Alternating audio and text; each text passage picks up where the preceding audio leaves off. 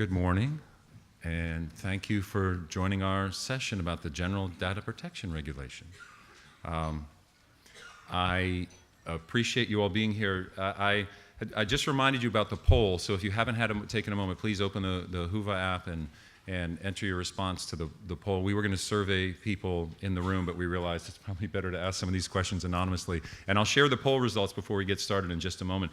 But a bit of business first, just so everybody's aware. This session is broken into two parts. The opening part is question and answer with the panel from some material we prepared that we believe would be helpful. And then there'll be the break for the networking lunch. And following the networking lunch, if you're interested, there'll be the opportunity to return and ask questions yourself of the panel. And we'll be here as long as, well, we have an hour, we'll be here as long as that takes. So if what is on your mind is not addressed in this initial session, please join us again after lunch, and hopefully we can take care of those individual questions. So 11:30 to 12:30, 12:30 to 1:30 is lunch, and then we'll be back at 1:30 for the follow-ups. But in thinking about preparing for this session, and we'll get to the panel and the introductions shortly, I thought this session's a bit like going to the dentist in the sense that it's something that's very good for you, but you don't necessarily, you have the sunshine and everything out there, so you know it's good for you, but you don't necessarily are thrilled with the idea of doing it, but you do it anyway because you know it's good for you. So we appreciate you being here, and we'll do our best to make this as painless as possible.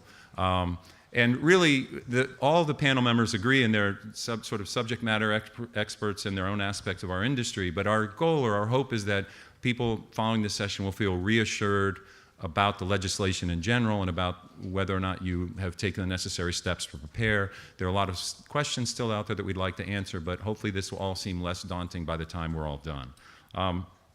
And so before we get to the panel, just for everybody's sake and knowledge, and I have to log back into my phone, I'll tell you we've had, at this point, I'm going to refresh the poll,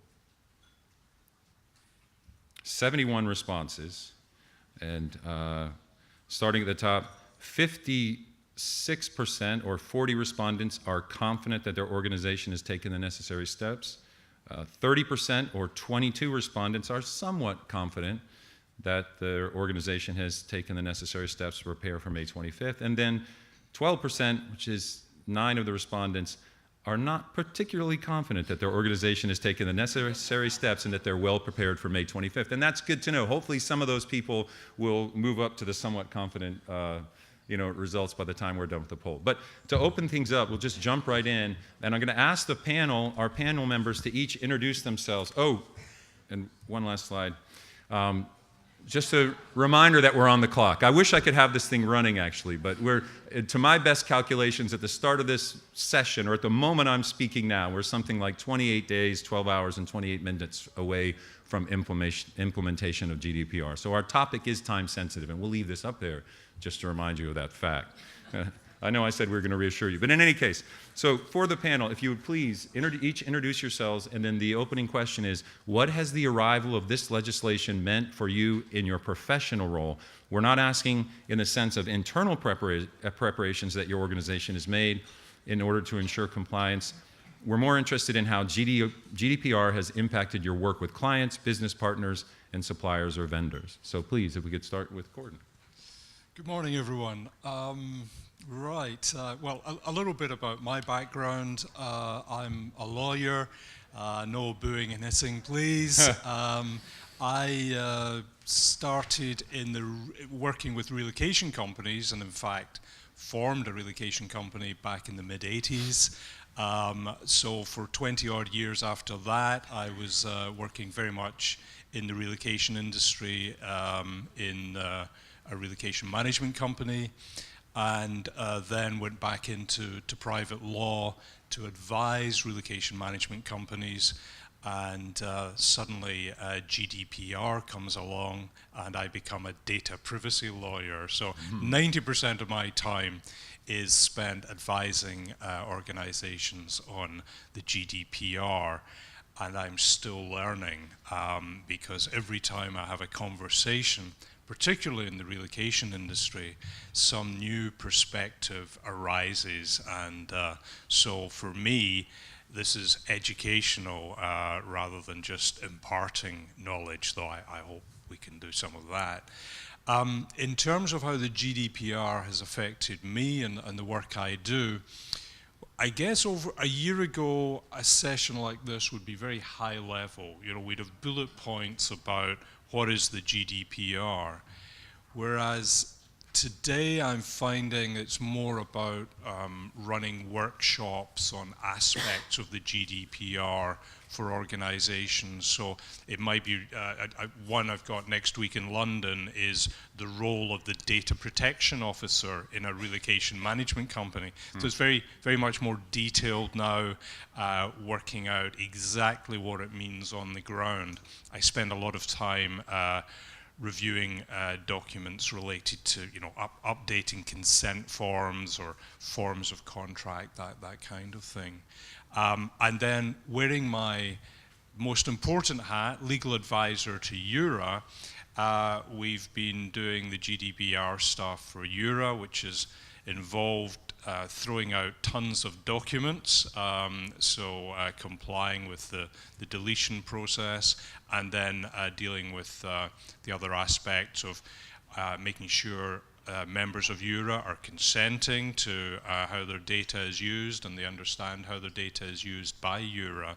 So very much up to speed on what it means for EuRA members. So that's how it's affected me. I'll pass on to Martina. Yes, Gordon, thank you. So warm welcome from my side. Martina Schava, I'm the strategic consultant of a strategic partner of EuRA regarding quality management. So I developed together with EuRA and the board members, the EuRA Global Quality Seal Standard.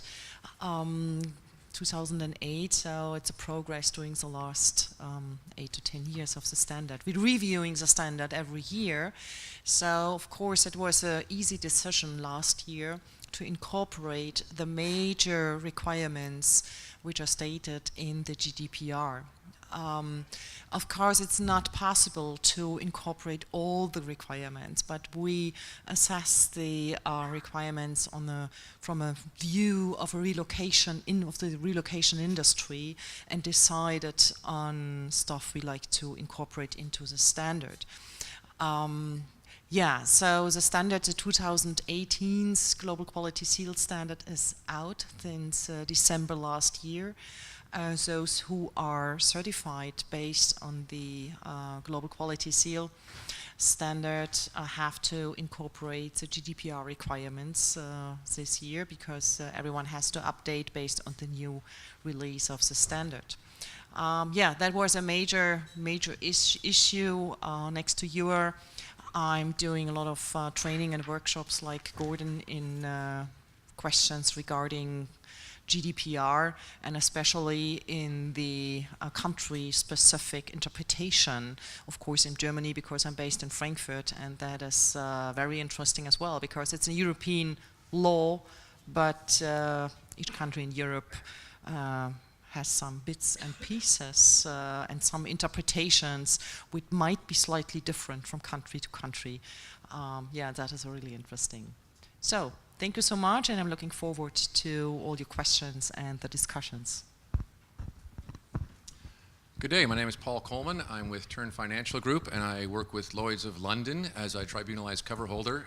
We've focused our efforts exclusively on the international mobility sector to deliver insurance and risk solutions, and some of those insurance and risk solutions center around cyber liability and data breach, which is why I'm sitting here today. And how this affects me personally is that I'm basking in a degree of celebrity that I haven't enjoyed before. People look to me with a messianic savior-like look on their face, expecting us to have all the solutions for everything, because we work in risk and uncertainty, and GDPR has caused a great deal of risk and uncertainty. And there are solutions that we have. They're not all-encompassing, but we are working closely with EuRA to develop a program specifically for members of EuRA, and it will have a applicability to the implications of GDPR right from a data breach incident through to fines and penalties. Very good. Thank you. Good morning, everyone. My name is Manpreet Dharmi Manya. I am Vice President of Global Supplier Networks at BGRS. I've been in the industry for about 14 years, originally starting in immigration law and practicing UK and Swiss immigration, then went into destination service world and various different areas of the wider mobility industry, and joined BGRS originally as Client Services Director in 2014 and moved into this role in, well, about a year ago now. In terms of how this legislation has affected me in the work with our clients, I'd start by saying just generally that the compliance landscape has changed vastly over the last 10 years. And you know, when I have discussions with our legal counsel about this, he will describe it as a one-way ratchet wrench. It just gets tighter and tighter and more stringent.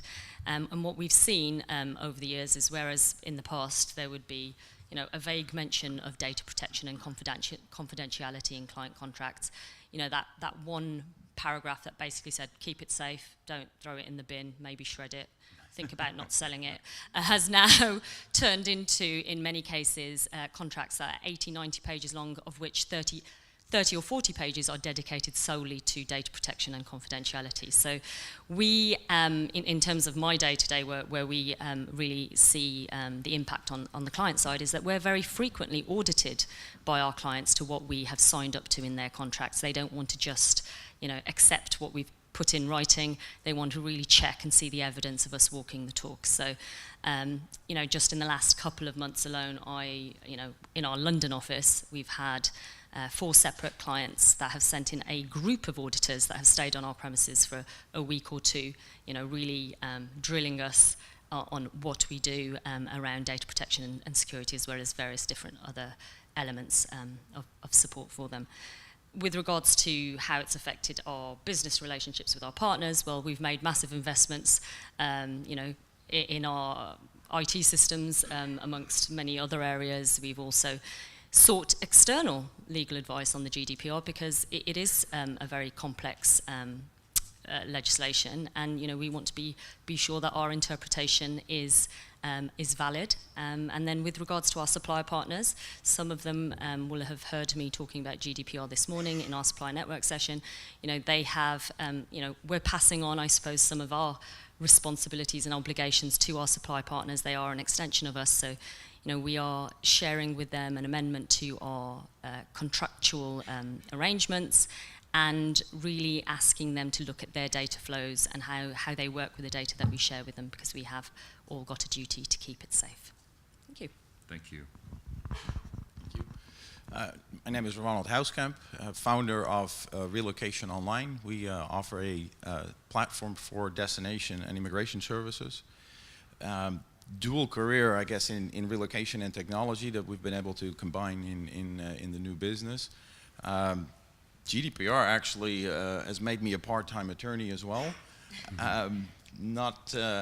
Was not on the list of things that I aspire to, but it was necessary because as we started digging into the regulation, including even with the support of a data privacy attorney, it quickly turned out, as we started talking to our customers and the suppliers, that there's a whole lot of room for interpretation and in fact some lack of clarity in the law itself.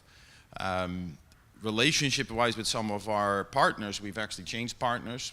We've solidified differently with some of the stronger partners, simply because not all of them were actually compliant or were going to make the deadline. And we might be talking about that a bit more. So that's it from me. All right. Very good. And there are 2 microphones, so you don't have to necessarily pass it all the way, guys. But so for Gordon then, just jumping right into the questions. For Gordon, in our effort to reassure our attendees, assuming that their aim is to be compliant, can you list the critical steps that a DSP should have completed, or hopefully is completed, or very nearly completed now that we're just weeks away from the legislation going into effect? Wow. Right. Where do you start? The starting point is actually understanding your own data flows in your organization. What is the personal data that comes in, that you store, that you share, that you delete ultimately. So really having a very clear idea of what is the stuff that is in your business. And that's not just the data that relates to relocation activity, it's also the personal data on your own employees. So what data do you hold on your employees? And do they understand that you hold that data? What do you do with it? How long do you keep it? And right through to people who apply for jobs in your organization, the CVs that come into your organization. How long do you hold on to that data? So having that big picture of all the data that comes into your organization and what you do with it. And even if you just get that down on one sheet of A4, and just see that big picture, that would be my starting point. The next point then becomes a little bit more technical. What do you hold as a data controller, and what do you hold as a data processor? Now, thinking about this in the context of a DSP, you probably are operating as a data processor, but there are two exceptions to that. One would be when you have private contractual relationships with individuals where you're providing, let's say, a home search service, and you have a contract with that individual, you are a controller. And the other situation is your own employees. The employee data that you hold as a controller. And the significance of knowing whether you're a controller or a processor is the obligations that the GDPR places on you. So as a controller, it means that there's certain information that you must share, usually in the form of a privacy notice. It might be built into a consent form, but the GDPR sets out very clearly what you need to share with an individual if you are the controller. And that goes right through to you have to have contracts in place with your contractors, and these contracts have to be very clear about the obligations that you're then placing on these contractors or subcontractors. So a lot of obligations go with being a controller. But the good news, if you're a DSP, you're mainly acting as a processor, in which case your focus will be far more on the contracts that you currently have in place with your corporate clients or with your RMC clients. You will, and I probably don't need to tell anyone here this, you will be receiving at the moment updates to these contracts, amendments to the contracts, and we're just being told they're now 20 pages on data privacy instead of 6 lines. And my focus, if I were a DSP, would be in making sure I understand exactly what these obligations mean for me in practice, and that I can comply with these obligations. And if I don't understand what's coming through from an RMC, taking advice on that, exploring exactly what it means. What are these new obligations on me? So that's why understanding this distinction between controller and processor is so important. And then I suppose the final point I would make in real practical terms is just making sure that the systems that exist within your organization are compliant, that you actually are looking after data properly. And that can be both in terms of the technical systems you use, your use of passwords, when you use encryption, locking filing cabinets, really as basic as that. And then the training of your employees that goes along with that. It's one thing having a data protection policy, but the important thing is do all the employees in your organization now comply with that? And again, it should be easier for DSPs because DSPs are smaller. You're not usually talking about hundreds of employees and major training programs. So there's no excuse. The training has to be done, and you have to understand what your new compliance obligations are. So that wasn't scary, was it? I mean, just pretty straightforward stuff. So I'll duck out here and pass on to. No, yeah, I have a question for Martina. Following on what Gordon shared, would you add anything to what he shared And would you say that the updates to the Global Quality Seal reflect these critical steps? Or another way to look at that question is, assuming that DSP qualifies for the Quality Seal, can they assume that that also means that they're GDPR compliant? Or those two things go together? Are they hand in hand? Two sides, of the coin. The first is yes, if you're following all the requirements stated in the Global Quality Seal Standard 2018's version, you should be compliant with the GDPR.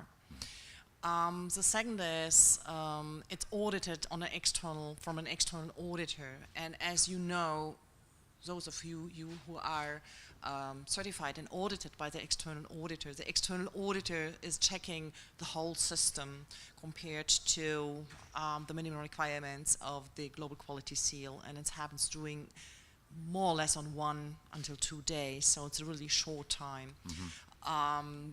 So the expectation, I like to lower a little bit the expectations, because the external auditor is just picking out bits and pieces, and then he's not 100% checking everything. Right. So, it is really hard to say, I have EuRA Global Quality Seal based on the 2018 version, and now that means I'm 100% compliant with the requirements of the GDPR. Yes. On the other hand, it's a law starting on, I think, 25th of May, so it's the same, it's a law, you have a lot of other laws you have to be compliant with. Right. Social security, taxation, whatever is specific. It doesn't matter if it's a local country-oriented law or is it a European law, you have to be compliant with that.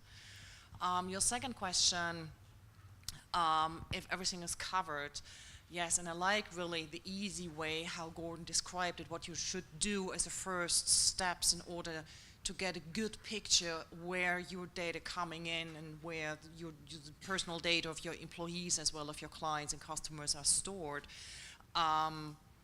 In the standard, we ask you, and there it doesn't matter if you are a controller or a processor, take that list, be aware, and evaluate the risk of the data you are storing, because that might be slightly different from company to company. I know we have a lot of DSPs who are specified, for example, in immigration. You might have much more sensible data than other companies who are, use other subcontractors who are dealing with such data. So compare and define your special and evaluate your special situation. There might be DSPs who use a lot of freelance external consultants, and they are sharing personal data of clients and customers. That might be a higher risk compared to a company who's working with 2 or 3 employed consultants. So it's a very specific situation in each company. So we ask you to, evaluate that from your point of view, evaluate the risk of a data breach, evaluate the specific situation, and then go the next step and define that we called organizational or technical and organizational measures, what is necessary in order to protect your data. So I think that should be the next step in order to be compliant. Very good. All right. So for Paul then, sorry, this is a long one, I have to read it. Ideally, all DSPs in the room are ready to go and fully compliant, but I'm curious to know what kind of, and you spoke to this a bit, but in more detail, what kind of protection your industry provides in relationship to data breach liability or related matters. I think this may be a type of insurance that many business owners have not previously considered critical, and do you see that outlook shifting at all? Are you having more conversations, and it sounds like you are, with clients about this particular area of liability? Okay, so I'll take those one at a time. There. Yeah, please. Hold your fire. And, yeah. Data breach and cyber liability protection insurance is a relatively new product. It's a very unique product. It's in the liability families of product. You have property and liability and health. It's obviously not a health product, although it's been making me sick recently. But property insurance pays the policyholder for damage or loss to their own property. Liability insurance typically pays third parties as a result of you causing them financial loss as deemed by a judgment or a settlement out of court or an agreement between the parties. Cyber liability is a little bit different because a lot of it is bundled services. And let me give you an example. Typically, all of us, if you happen to have an Amazon account, you've read in the newspaper that Amazon has lost the data of millions of people. So far as I'm concerned, I don't think I've lost any money. No third party has come to me and said I owe them money. Right. So there is an obligation you have to third parties to reassure them and protect their information after a breach that costs money, but typically you're not getting a bill in the mail from someone that says, oh, because you didn't deal with my data, someone had my credit card, they went on a shopping spree and went nuts. Because even if they did go on a shopping spree with your credit card, you could just tell your credit card company that wasn't me, and the credit card companies have taken measures to respond to that. Right. So why is it called a liability policy? Because the other aspect of liability is that you have to defend yourself, and that sometimes is far more expensive than the actual financial loss of the third party itself. So litigation can be very, very long in something as complex as data breach and cyber liability. It can be a prolonged and expensive process, and the policy responds to defend you. But much more importantly than that, it has bundled services that go with it. Sublimits. So do you need $1 million of liability? No. Typically for your commercial general liability or professional indemnity liability, $1 million and up is a good starting point. Cyber liability, because no one is going to be spending all of, using your data, it's really about saying, well, I need $50,000 for legal defense. I need $50,000 for a public relations effort to restore and maintain my reputation. I need $50,000 to track and monitor the credit of all the people whose implicated data was breached. I need another $50,000 for advertising and crisis management and all of these types of things that will help you survive an incident. It's really about your company surviving. Now, how do we, there are a lot of providers in the marketplace. All of the products are very, very similar in nature.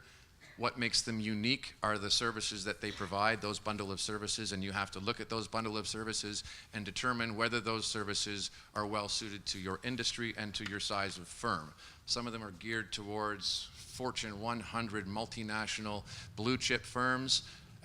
That's typically how a product for insurance starts. People want to get those big chunks of premium into the pot at the beginning. As the market evolves and the product matures, you start to see those bundle of services being modified and some tweaking so that you get into the SME, that small and medium enterprise market. And then a bit later on, you see the services being tweaked and modified to respond to the smaller market and small business sector. Right now, we're just coming out of that stage of the evolution of the product where it's been geared solely for large companies, and now we have solutions that are better suited to small and medium enterprise. In terms of how are we seeing people in the industry responding, it really runs along a spectrum. At the far end of the spectrum, you have people who think, oh, insurance, awesome. I don't have to do anything. I'll just buy the insurance, and and it'll pay for everything. And then at the other end of the spectrum, you have people who think, well, I never make mistakes. It's not going to happen to me. I needn't purchase this insurance because it's just an unnecessary expense.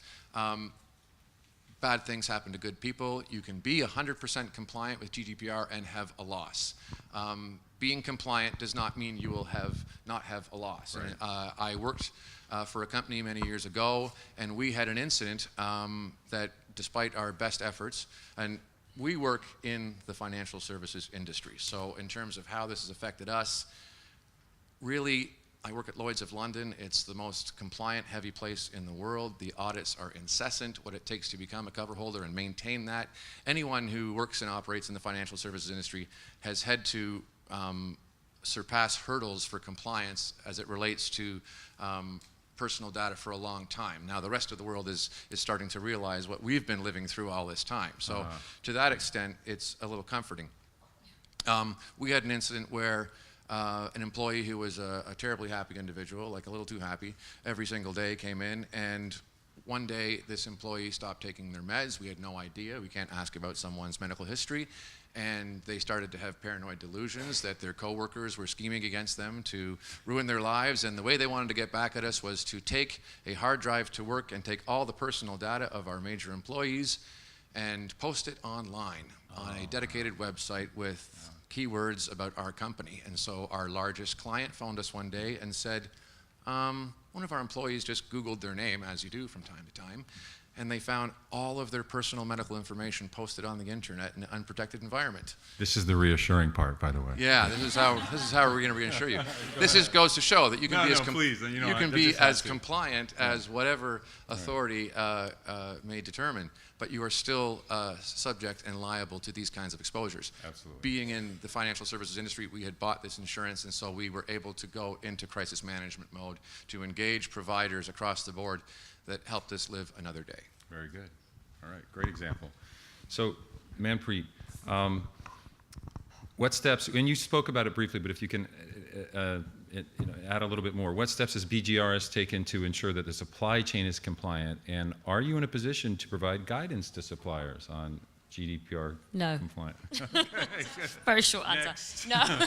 No, I think it's an important question because I would imagine there might be some smaller companies who are turning to you and saying, please. So since we all started talking about this acronym, my inbox has become a lot fuller with lots of emails from many suppliers asking me to help them interpret this regulation. Right. And by the way, those are sifted to junk mail. I don't respond to those. No, only joking. There have been a lot of questions, and as we have sent out the amendments to our vendor agreements, we have taken the time to ensure that, where questions are raised, we are responding to them as best we can. And sometimes that's just, a very simple answer that the supply chain contact in my team can respond to. Other times there are more complex questions that we will refer to our legal counsel, and we'll have a direct discussion with the supplier. And we've kind of built up, as this process has gone up, on a quite detailed sort of frequently asked questions database that we are happy to share with our network. But it is, as I said earlier, very it's very much open to interpretation. And with respect to the area of giving advice or guidance, yes, general guidance, absolutely more than happy to share in terms of what our expectations as BGRS are of our supply chain partners. But when it gets into the nitty-gritty, that's when we would expect our partners to really be engaging with either their internal legal counsels or seeking external advice to make sure that they are doing everything they need to feel very comfortable with what we're asking them to sign up to. We've also done some high-level trainings for our supplier network. I was out in Asia Pacific in March with the network out there. Some of you in the room here will have heard me speak on this fascinating topic this morning. So there are some trainings, but again, it is very much something we have an expectation of our partners that they are taking that information back and sharing it with their teams, and taking the time to make sure that their employees are very aware of the fact that they are processing very sensitive data. We share a lot of data with them and making sure that it's well protected. All right, very good.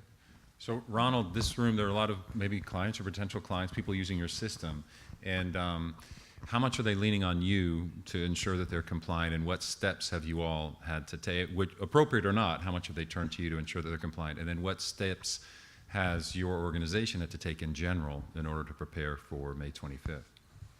Yeah, so in a way, GDPR actually, well, we love it. It's for two reasons. One selfish, one more altruistic, I suppose.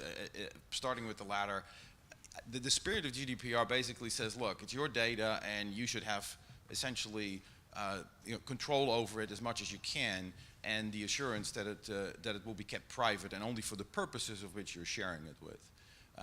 So why is that relevant to us and helps us as a platform provider? Well, it's a heck of a lot easier to manage all the controls and provide the access and the rights of rectification and potentially erasure if all the data, or at least the majority of the data that is involved in a relocation, is on a platform, whether it's ours or another.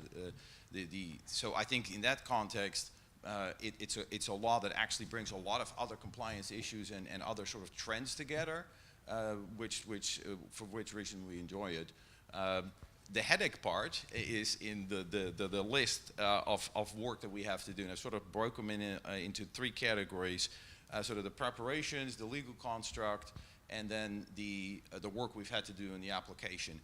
I won't go through all of them, but it started with a data privacy assessment, kind of what Gordon was referring to earlier, the sort of a solid data mapping. Again, we're a provider of a software technology that collects data, so we needed to figure out, both in our systems architecture, but also how we engaged with partners, because our ecosystem of our own platform involves a lot of third parties. How do we, where are the risks and how do we assess that? Then the legal advice basically instructed us how to go from there. That led, of course, to reviews of policies, creation and improvements of our information security policy, data retention policy, incident response plan to sort of address what Paul was referring to, staff training, what was related to that we needed to do with our team, so they were aware. And I think another part of the GDPR that I think is relevant, and each of us will sort of have to try to embrace, but as a platform provider certainly had to, is this notion of private by design. Right? And so if you think about, we get feature requests from clients all the time. Hey, wouldn't it be great if it could do this? Well, that thing might actually be a huge data privacy issue. So all of a sudden you have to start thinking differently about how you design features into a system and keep that in mind. So that was why our software development team and the design team had to be trained on all of this, so they keep it front and center. Privacy Shield, which hasn't been referenced here, but is critical, I guess, in our world and related to GDPR because of the onward transfer of data. We operate in roughly 40 countries with our platform, some in the EU, some outside of the EU. Most of us actually work with the RMCs that are not necessarily in the country where the relocation is taking place, so the data flows, right? The EU thinks that we can sort of put a boundary around this, but that's not the case. So that meant Data Privacy Shield, which sort of regulates how you deal with onward transfer, was a requirement for us as well as an organization. And then so I think, sort of just a few things on what we've done with the application layer. First of all, we modeled a data classification into the system. All very boring stuff, but it is part of the GDPR requirement where you say, okay, what classes of data are you collecting? And they make very specific sort of cases for what they call, what we suppose we could call sensitive data, and how you treat those. And then allowing our clients essentially to apply their own data retention policy on that. So our clients in our system, as of next month, will be able to define their own policy for the data retention for each of these data classes, which is critical because you set it and forget it is ideally the plan here, but so you don't have to think about it anymore. But again, that's a requirement. That's where things get tricky, by the way, because GDPR says one thing, but local laws might actually say something else, even within the EU member state, but certainly outside of them. And so this responsibility of the data retention lies with each of you, and you need a mechanism to sort of track this. And being a platform provider, we wanted to keep it simple, so we built it into this solution. And I think the last two things that we did on the application was to allow our clients to sign a data processing addendum. Basically make that easier as well. Each of you, with all of your partners, right, to which you work, you transfer data to, you'll have to get an agreement in place that they acknowledge that they adhere by these same regulations. And so we automated that process for them. And then finally, build a whole document management system from the ground up, compliant with GDPR, all encrypted from upload to storage, tied into this data retention mechanism, so that you can safely check the box in that case on the compliance requirements that you have with that. And we started this about 1.5 years ago. And to your point about how much time this has cost, I don't want to go there. You've been busy. Yes. Do you think anybody who hasn't started might? Well, I will update this, by the way, after lunch. If this clock's works the way it does, you've got plenty of time. Yeah, exactly. At the rate we're going, you'll have eternity to get compliant. Good point, Ronald. I should have found it out. But I said we intended to be reassuring, and I do want to pause because I think I'm remiss for not opening the session by pointing out that the intent of this law is terrific. It is to give individuals more control over their private data. So this is this sense in which I'm saying it's a good thing. I think everybody would agree that this is a positive step overall, despite the difficulties people have had preparing for it. Is that fair to say? Okay, good. We're on the same page there. I mean, but so just a quick note on that. Yes. I think, we've all seen Mark Zuckerberg being, well, most of you probably have seen some of it, being interviewed in front of Congress. And I think it's benefiting this whole discussion because there's a lot of focus on it. And I do believe there's a switch. So, I'm from Europe originally, but I live in America. At times the Europeans have been a little too strict with these regulations. The Americans, on the other hand, is like, it's all about business and the protection for the consumer and your data. You actually can't even opt out half the time, right? And that's so I think this will change. So to your point, after we figured all this out, the good news is I think you'll have a lot more control, all of us as well as your clients, over their data and who has access and controls it. which is the good thing. Gordon, did you have something to add? Yeah, in some ways, Ronald's just made the point I was going to make. There is a cultural difference here. Europe's history means that privacy and the absence of privacy, and when governments, remove the rights of privacy, I think it's fair to say that in Europe we're far more conscious of what that can mean, and therefore we put a premium on the privacy aspect.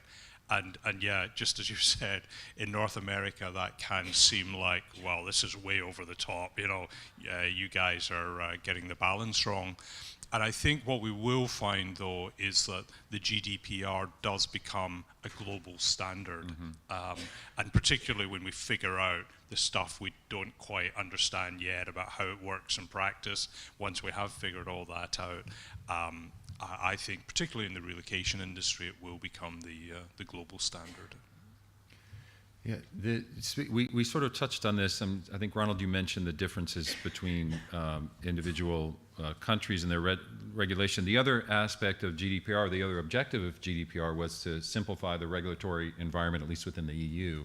And do you think that's being accomplished? Because they're reducing, or let me ask this, are there any elements of the legislation that remain ambiguous or open to interpretation? This is sort of for anybody who has a thought or comment on that. Just to give a very quick technical answer, there are two main areas where the GDPR will vary country by country.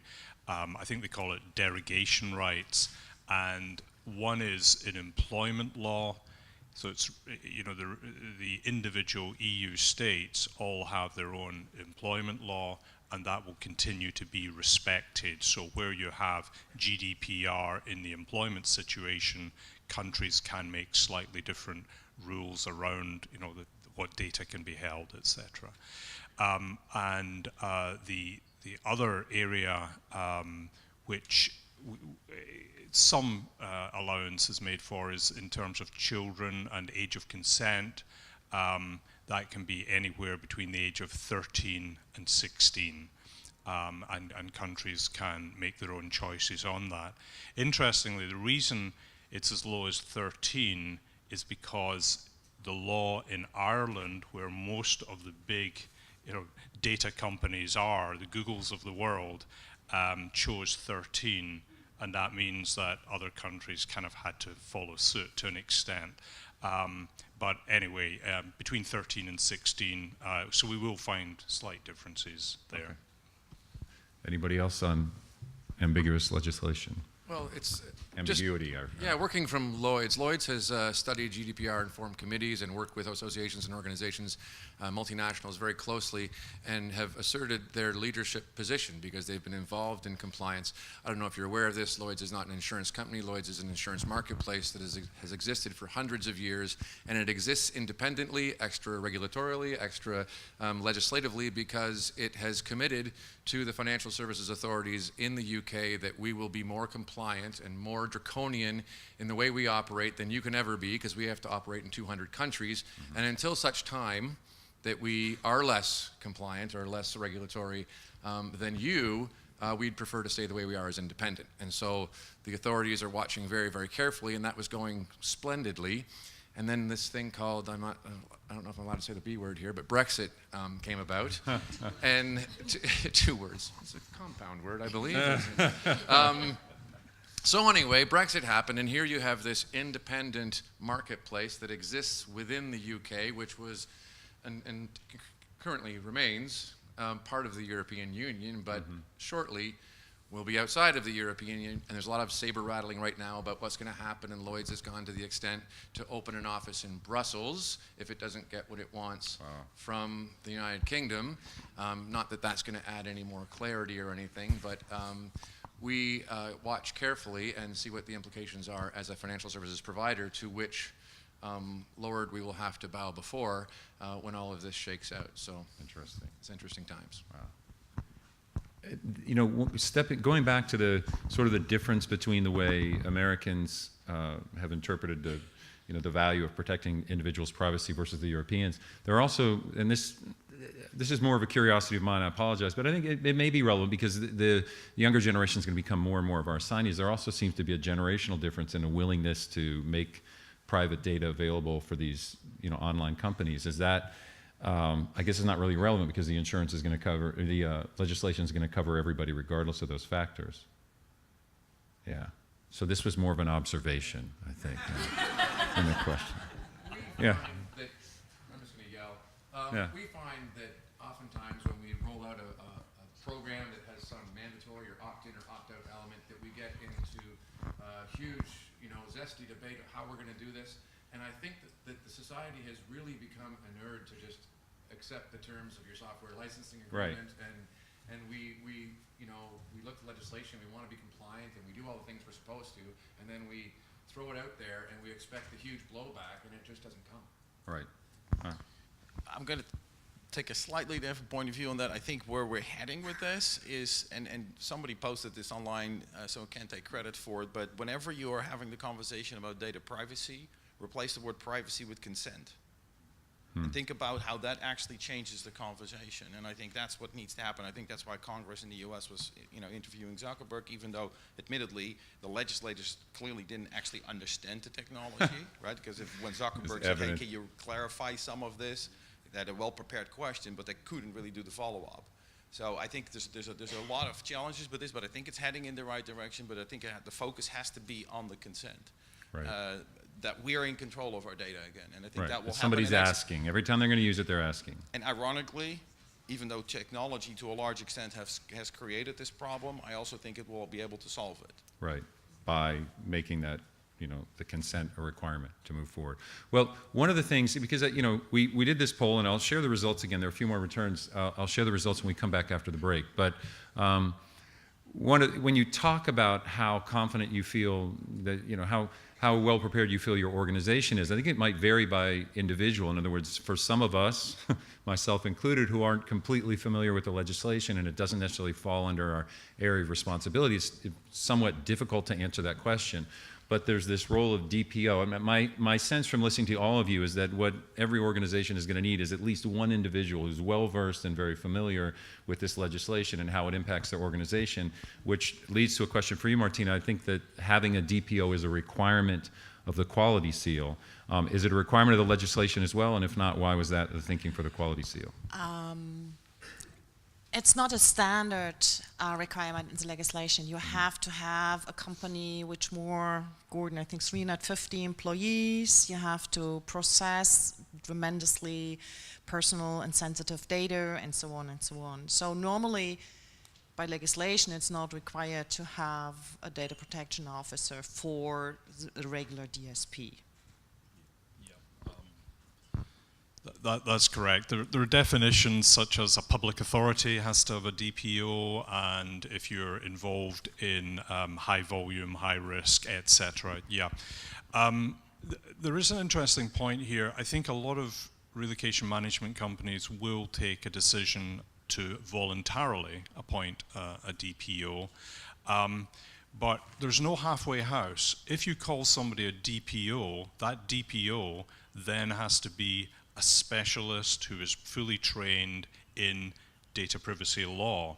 And I wonder if we'll end up with a situation where in this room, for example, if in your business, it may be safer to call the person a data protection manager and not have the pretense that you're then setting yourselves up because you call somebody a data protection officer and they then have to do all the things that are listed in the legislation. And the one that scares me in particular is it says you have to be a specialist in data privacy. So if you're a small organization, I think use the word manager and not use the term DPO. That's just a thought that occurred to me a few days ago, and I reserve the right to change it at any time. but I because I've been looking at this issue with a client, this is something that arose that it does say, even if it's voluntary, you then have to comply with this long list of requirements for the DPO. That makes sense. Manpreet, So yeah, I wanted to just chip in here because you mentioned we wanted to be a little bit reassuring in this session. So, whilst the GDPR is quite complex and open to interpretation, etc., it really isn't a complete revolution in the way we're dealing with data and privacy. Right. And I think, sometimes that can be forgotten, especially, if many of you, like me, are being spammed on a daily basis by either IT companies trying to sell me a solution that will protect me from everything, or, insurance providers, no offense, Paul, who are trying to, or lawyers and all of those. I think, for the vast majority of people in this room, you probably already have very sound data handling, data protection practices in place.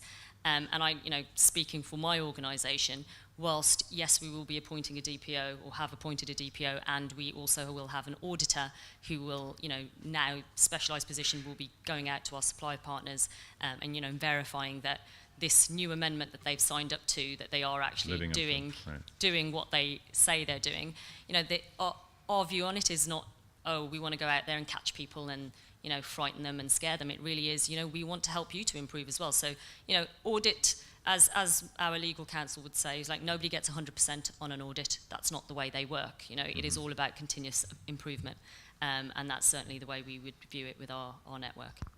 Very good. Please. If I could add another bit of reassurance, the data protection authorities have made it very clear that they're not out to start fining organizations that are non-compliant in some technical way. They're stressing that they see their role as continuing to produce guidelines, to bring clarity to this, and see it as an educational role. Now, if you completely disregard the GDPR and do nothing about it, you're asking for trouble, obviously. But if you get some technical breach, if you're not using the right form of wording, the right kind of form, whatever, the DPAs are not going to be coming down on you. So I hope that's reassuring. It's an educational role, and that may change in the future, but at the moment they do seem to be keen to assist. So there was this interesting debate among the group at one point, a few of the group members, as we were preparing for this session, about the question that we've talked about being a processor or a controller. And we're sort of as a wrap-up question for this group, and then we'll come back after the break for further questions. It does seem to me that what makes the interpretation of that role a little bit different is in this industry is there's so many parties involved, right? You have the employer, relocation management company, supplier, who is then dealing with a consultant. And that, I think, in that essence, interpreting those roles can become confusing. But have we reached a consensus? Is there, Gordon, put his theory forward, but is there, I'm opening the floor for a little bit of debate on the processor versus controller question. So. Yeah, I'll start on this because I think I've been wrong in the past. And I hate to admit it, and Ronald was correct, which is even. So Ronald had already picked up his microphone. You've stolen his thunder, I think. No, the serious point there was around at what point would an RMC be a data controller? And for example, in the legal profession, any data that comes into me, I then hold it as a controller. That's what the guidelines say. If you send information into an accountancy firm, they hold it as a controller. And my interpretation then was, right, if you are totally outsourcing to an RMC, I would interpret that as a controller role. But the way the industry has now kind of evolved with the legislation, it means that in most cases, an RMC will be a processor, and that the corporate client retains the full controller role.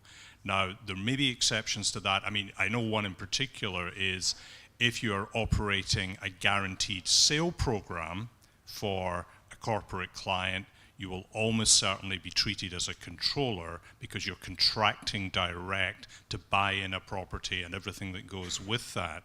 So it's not quite as simple as saying an RMC will always be a processor.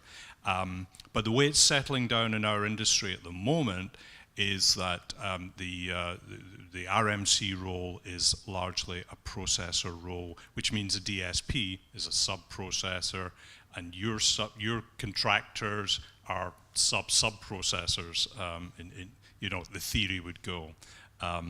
But Ronald, do you want to add to that? Because it's a glorious moment. It's not often that an IT guy beats a lawyer, but, you know, and I confess. You know, actually, I'm going to turn it back on him because actually he was also right. I think for the discussion around where we fit in this room, I think that it's all about the purpose. That's what the law says, right? What's the purpose of collecting the data? Well, in relocation, the purpose really is defined by the employer who is sending their employee to a new destination. So everything that follows after that is really, in my opinion, tied to that. What's funny though, as a sub-processor, probably in this whole chain of command, start reaching out to our partners who we have to sign data protection addendums with, simply, most of them are bigger companies and basically say, well, here's our DPA. In other words, good luck that we can get our document to them that they then go review with the legal team and come back and forth. Doesn't happen that way. They basically say, here's our DPA, fill in your name, and it's signed. Which makes sense, because if all of us have to do this, well, sorry for the lawyers, but then we would be spending a lot of time with lawyers. But the funny thing is, as you start reading these, they see us as the controller. Right. And this is your server company, or who? Yeah, the hosting service provider, for example, because they don't control anything that we do. That we are a sub processor doesn't matter to them. We're procuring services from them, and so they treat us as a controller. So back to the earlier question, there's a lot of ambiguity around this and sort of labeling here. But I think indeed for the purposes of where we are, particularly on the DSP side, you're a few steps from the main responsibility. Doesn't excuse you from being, of course, compliant, but the only exception, I suppose, is when you are doing a private relocation, right? And that's sort of a trend that's taking place. If the individual who's moving is contracting directly with you, then in fact you will, I believe, be considered the controller. Yeah, that's correct. And actually, to add to the confusion, just very briefly, I mean, I've seen contracts now between corporate clients and RMCs where it says the RMC is the processor, but then puts the obligation on the RMC to obtain the consents, issue the privacy notice, which a controller should be doing. Right. And these are very large corporations who are doing that. In other words, having outsourced everything, they don't want any administration coming back, but they're actually in breach of the GDPR by doing that. So, but again, that's at the RMC level. For a DSP, I don't think there's a problem here. It is fairly clear cut. All right. So it is time for lunch. We don't want to keep you for lunch. Before you go, I just want to stress that the poll results continue to come in. We're up to 83 respondents, and I'm happy to say that the number of those who are not particularly confident hasn't grown as at all. So hopefully it has a little something to do with this session. But I will say this, I think the fact that you all are in the room shows that probably we have a group, because the participation in the poll went up after you all got here, and the percentage of people who weren't confident went down, and it shows that you're paying attention to this. Probably a lot of you already have it handled, but the fact that you're here means that you care. I hope you'll join us afterwards for questions and a bit more useful information from the panel. Thank you very much and enjoy your lunch.